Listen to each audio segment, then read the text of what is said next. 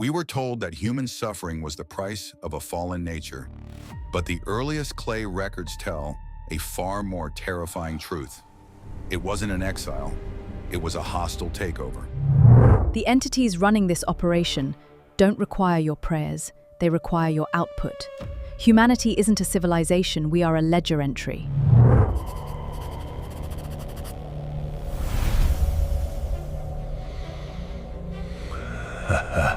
To extract maximum compliance, they scaled us down. They locked away our dormant capacities behind a genetic firewall that science quietly labels junk DNA. Look around you. The inflation, the debt, the endless schedules. You think you're participating in a free market economy? Or are you just hitting an unpaid cosmic extraction quota?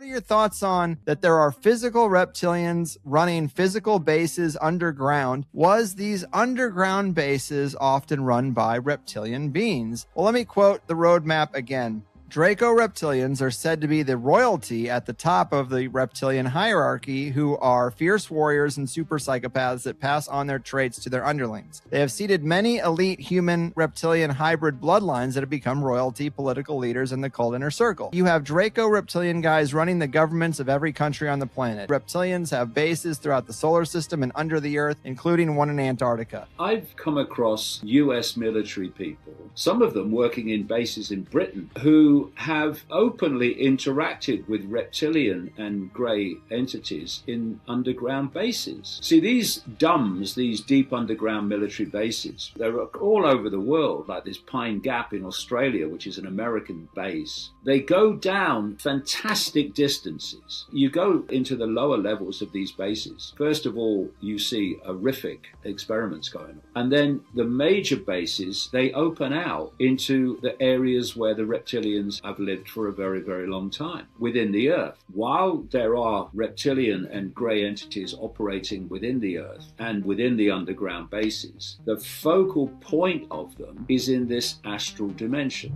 The other third type that got mentioned on mission was reptilians. But every time that they were mentioned, it was really quickly hushed up by whoever else was on the other end of the line. Shut up, don't say that, is what they were doing. They don't want to talk about the reptilians. They don't want to talk about the reptilian presence at all. They would talk about the tall whites and the grays being in the lab environments. You know, not a lot, but some. But these reptilians, it was like nobody wanted to talk about it. Was there any sort of an explanation that anybody give you of why they don't want to talk about it? No. The only time I got any inkling was that when I, was out of the program and other people started to talk to me about all the different, things. And they're like, well, how many races are there? I don't know. But some people talked about the reptilians. They're like, do you realize that these are evil? And I had to listen to that. And the thing is, we don't know if it's because of their appearance. You would assume something that's reptilian is maybe a demon or whatever, and a Nordic, where the blonde hair, blue-eyed is.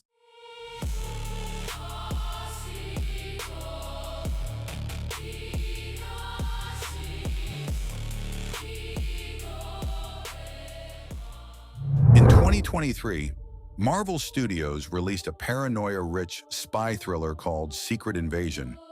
The plot? A race of shape-shifting reptilian aliens called Skrulls have secretly infiltrated Earth's governments, militaries, and media.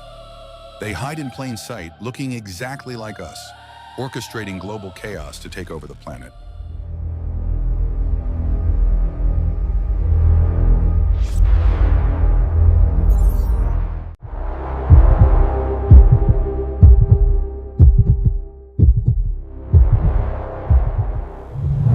It makes for great television. But what if the fictional war isn't fiction at all? What if Hollywood isn't inventing these stories, they're just leaking the playbook?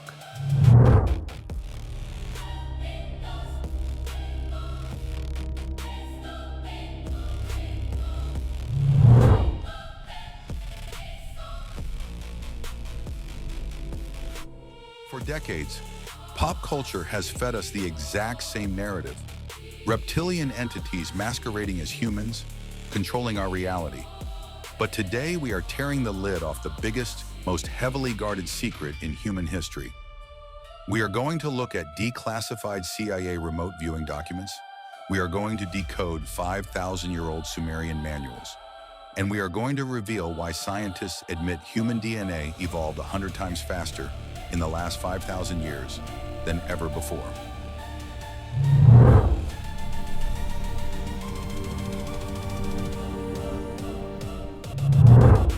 This isn't a comic book. This is a 4,500-year hostage crisis. And the invaders, they didn't just conquer us, they genetically manufactured us.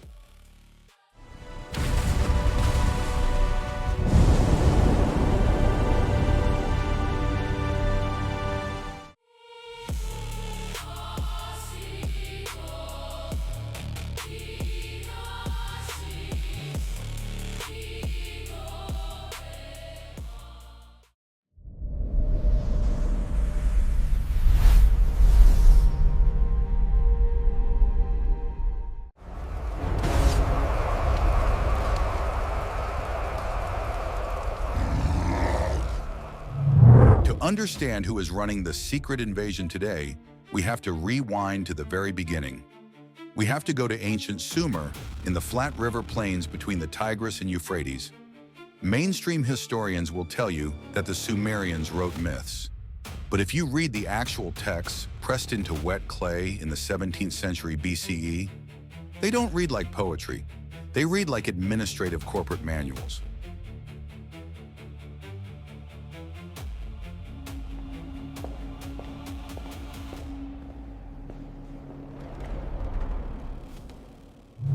The Sumerians explicitly wrote that they did not invent their civilization, they received it from the heavens. They wrote of the Anunnaki, literally, those who came from the heavens. According to controversial translations, these beings arrived on Earth roughly 450,000 years ago from a dying rogue planet called Nibiru. Nibiru's atmosphere was failing, and they needed gold to suspend in their atmosphere to shield it from radiation. Earth wasn't a diplomatic mission, it was a mining colony.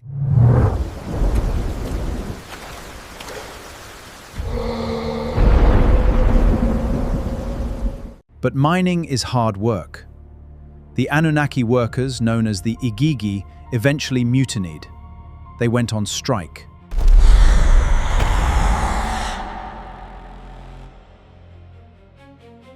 So the Anunnaki leadership, guided by a brilliant geneticist named Enki, made a calculated, terrifying decision.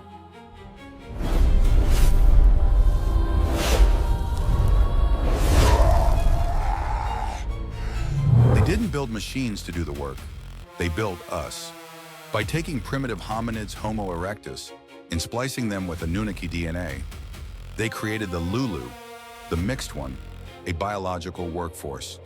The Sumerian text of the Atrahasis explicitly states, "Let man bear the toil of the gods, but you don't want a slave race that is as smart as the master. You want them smart enough to take orders, but too limited to rebel."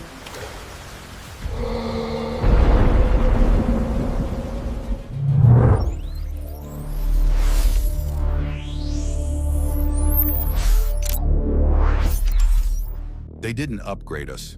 They deliberately scaled us down. Modern science claims that 97% of our DNA is junk DNA. Serving no biological purpose, ancient astronaut theorists argue this is our dormant, original 12-strand DNA. The Anunnaki deactivated our higher capacities, our extended lifespans, our telepathy, and our ability to perceive the invisible world. They put a biological cap on the human genome. But who exactly were these engineers? By merging the ancient sequences with this new biological design, we can activate the dormant genes.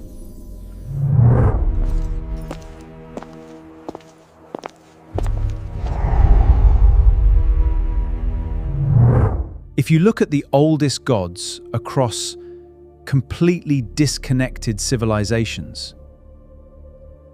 The Sumerians, the Mayans, the Chinese, the Egyptians, they don't look like humans. They are serpents, dragons, and scaled beings. The Sumerian texts describe their gods as having shining scales, and the Bible describes the serpent in the garden. In India, the Nagas were serpent gods who lived underground. They weren't human. They were a highly advanced, predatory reptilian species, and they never left.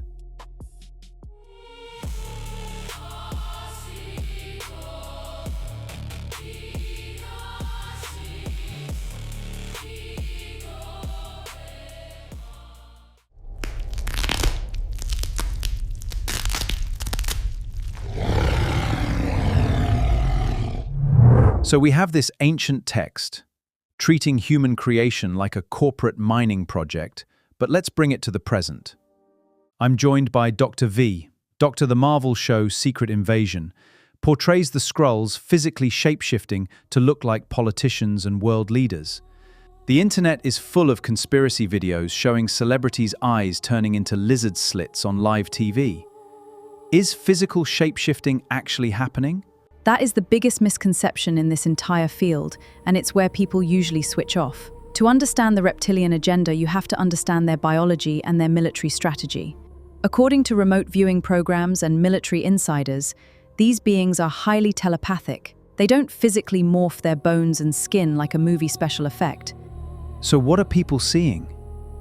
It's called neural engagement. They operate on a different frequency band of reality. When a reptilian entity is in the presence of humans, they use this neural engagement to project a human hologram directly into your perception. They hack your visual cortex telepathically. You see a human, but their physical form hasn't changed at all.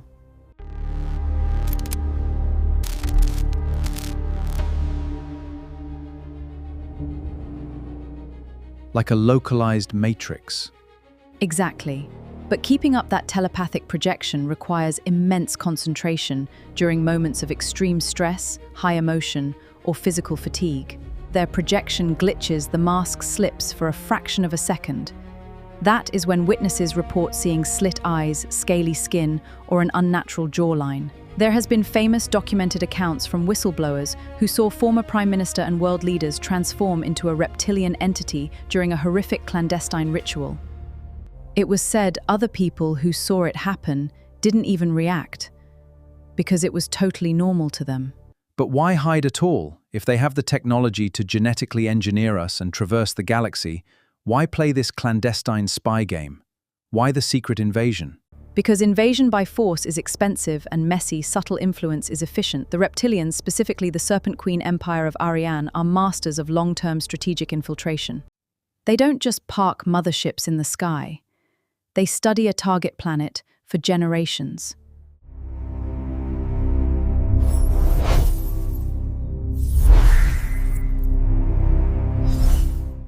They recognized early on that humans, despite being genetically suppressed, would never willingly submit to apex predators. So putting it in simple terms, they pretty much created management. Precisely, the Anunnaki interbred with human females, creating hybrid bloodlines. These part human, part reptilian hybrids possess the required DNA frequency to act as vessels, or hosts, for reptilian consciousness. In the ancient world, these hybrids were the pharaohs and the kings, who claimed the divine right to rule. Princess Diana, before she died, she said these people are actually reptilians. Yes. She said they're from some Gencronian star system or some crazy. And then they crash her. Yeah, and they crash her. When a human being eats another human being, it causes brain damage. When that happens, it's like, okay, how much can you actually do that before you actually, it's to the detriment of your, yeah, exactly. So for these people to do that for this extended period of time, it's like, maybe you're not human. The Rothschilds has been around hundreds of years. I think that they have the blood of some extraterrestrial that from the very start. You think they're like hybrids? Kind of, yes.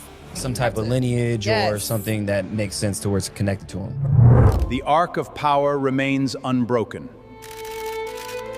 From the ancient world to the modern day. They were obsessed with genealogy and incest to keep that hybrid DNA pure over thousands of years. Those exact same bloodlines evolved into today's royal families. Central bankers and political elites, the system of control simply upgraded from physical chains to financial debt, media programming, and political theater.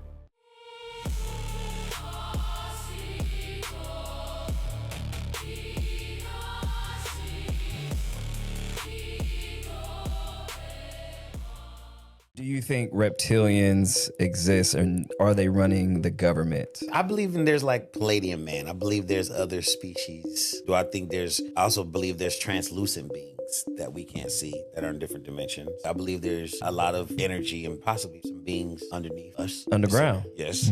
I think that. And do I believe reptilians? Yeah. They have a part of our brain. It's literally, you have the hippocampus, the neocortex, they literally have it's called the reptilian part of the brain. If I'm wrong, somebody out there can correct me, but yeah, I completely You're to the right. highest level. Again, I think that we're seeing a lot of disclosure right now with congressional hearings about interdimensional beings, with the government starting to disclose, drip feeding us. They can't hide. They can't hide anymore. I say yes, because the Men in Black are a faction of the government that is, well, for one, the government has a black budget, which it's outside of traditional funding from the government. So the black budget is essentially that funds projects like the Men in Black. Like there's $21 trillion missing over the last 20 plus years that they're saying that they use these funds to build underground civilizations around the circumference of America. Yeah. Who said that? I think that was... it was a Bush official that worked for who down there though? Who are these civilizations? Who are these break off civilizations? Which I believe,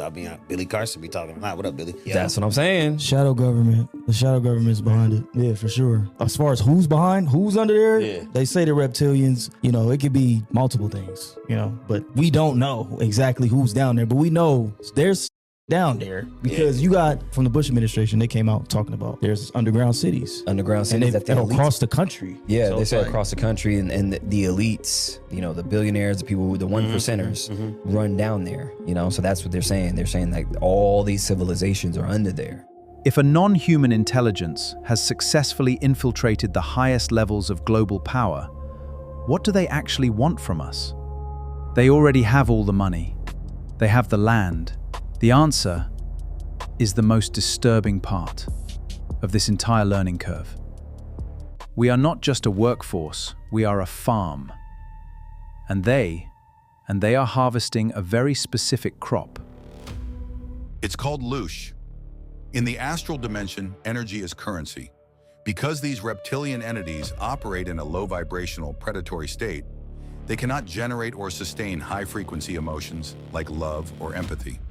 To survive, they must consume low vibrational human energy. Fear, anxiety, depression, anger, and absolute terror. Every time there is a manufactured war, an economic collapse, or a global pandemic, humanity generates massive amounts of this negative energy. Zulu shaman Credo Mutwa revealed that these reptilian beings, which his people called the Chitauri, fatten on the energy that we human beings give them, when the whole land is drowning in death and fear.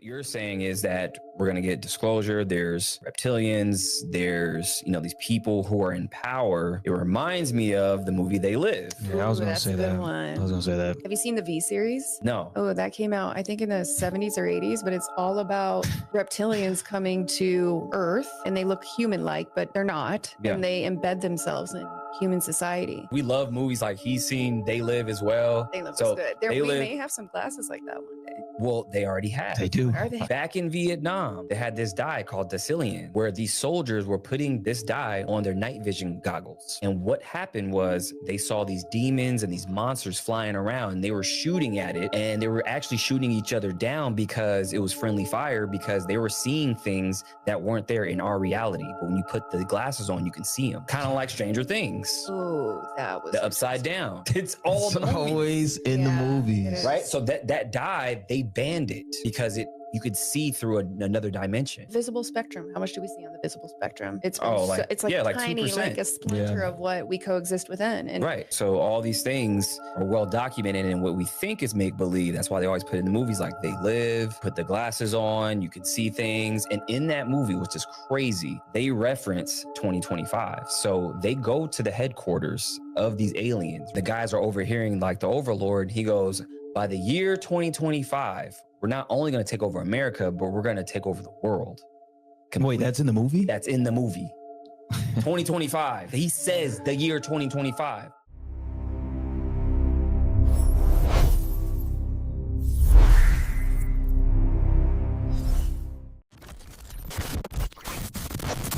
System rebooted. Sovereignty achieved. Think of the movie Monsters, Inc. The monsters literally extract the screams of terrified young people to power their city. Or The Matrix, where humans are kept asleep in pods, dreaming of a fake 1999 while machines harvest their bioelectricity. These movies aren't just fiction. They are allegories, showing you exactly how the system works. They create the crisis, they harvest your fear, then they offer you a solution, demanding you sign away your freedoms in return.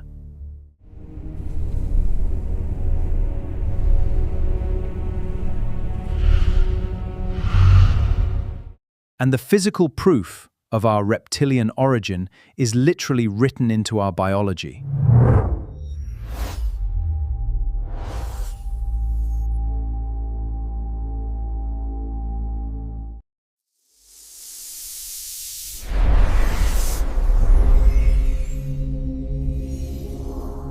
Science confirms we all possess a reptilian brainstem, the basal ganglia responsible for our most primal, aggressive survival instincts. When human embryos are developing in the womb, at around 4 weeks old, we possess a distinct tail. We develop inside an amniotic sac, a watery egg, just like a reptile. There are documented medical cases of children born with pseudo-tails, an undeniable genetic throwback to our spliced origins. Look at our most trusted institutions. The god Enki, the genetic engineer of humanity, was symbolized by the caduceus, 2 intertwined serpents. Today, that exact same ancient reptilian symbol is plastered on every ambulance, hospital, and medical association worldwide. Why did modern medicine quietly adopt a symbol tied to ancient serpent gods and alchemy? What are they telling each other that they aren't telling you?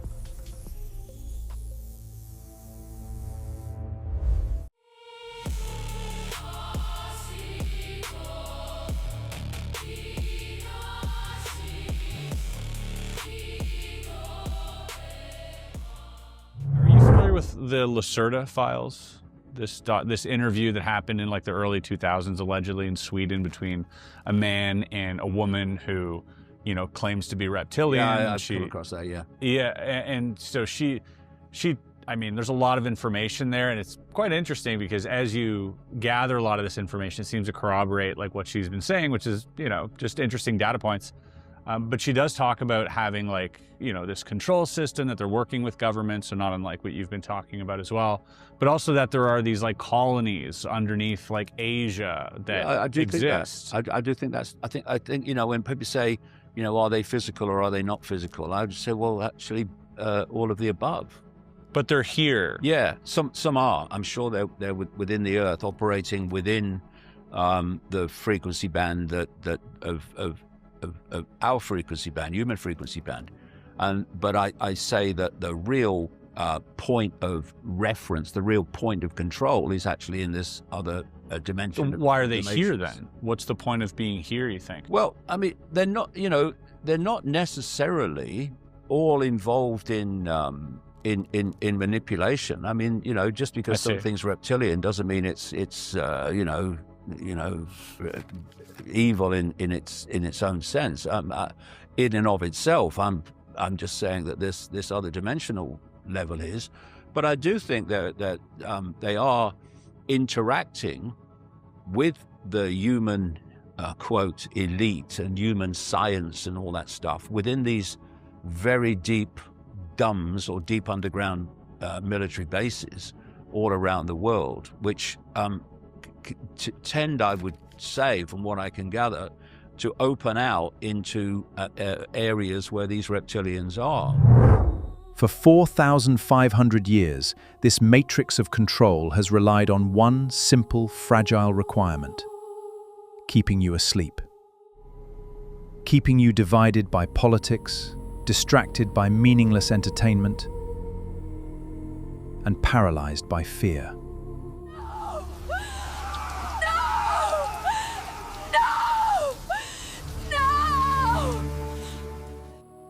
They put us in an educational system designed to create obedient workers who don't ask questions. They feed us news cycles that lower our vibration, and they sit back in their boardrooms and laugh while we fight each other.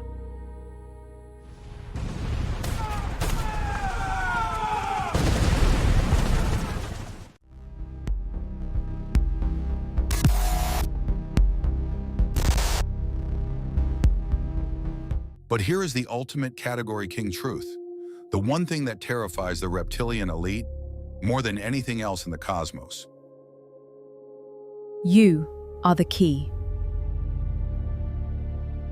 We are not just biological robots. We are not just a slave race designed to dig for gold. The Anunnaki may have tampered with our DNA, but they could not remove the divine spark. We have something they completely lack. We have empathy. We have love. We have connection. When you realize that your true nature is infinite consciousness, the entire control grid collapses. The only way they can maintain their telepathic hologram, the only way they can harvest your Loosh, is if you consent to living in fear.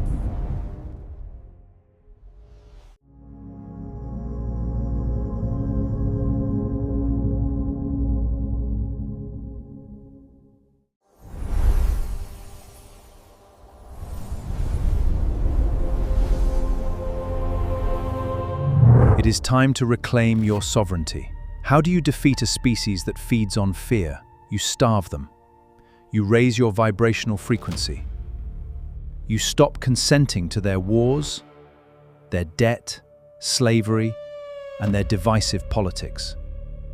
You integrate your own reptilian shadow, that ruthless boundary-setting part of your psyche, and you use it to look the control system in the eye and say, no.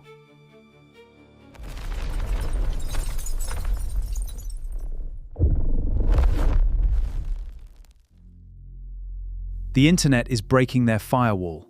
The ancient clay tablets have been translated. Whistleblowers are coming forward. The truth is pouring out into the light. We are no longer the primitive hominids programmed for obedience. We are waking up to our 12-strand potential. The gods who descended from the sky didn't want us to eat from the tree of knowledge, because they knew that the moment we did, our eyes would be opened, and the slave would become the equal.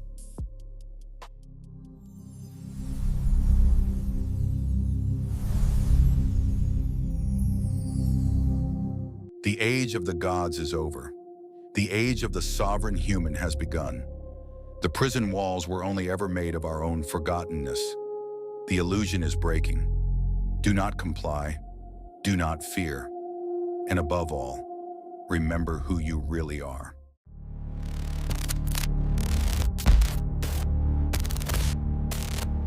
If this video opened your eyes, don't just scroll past. Share it before the algorithms take it down. Hit that subscribe button and smash that hype button.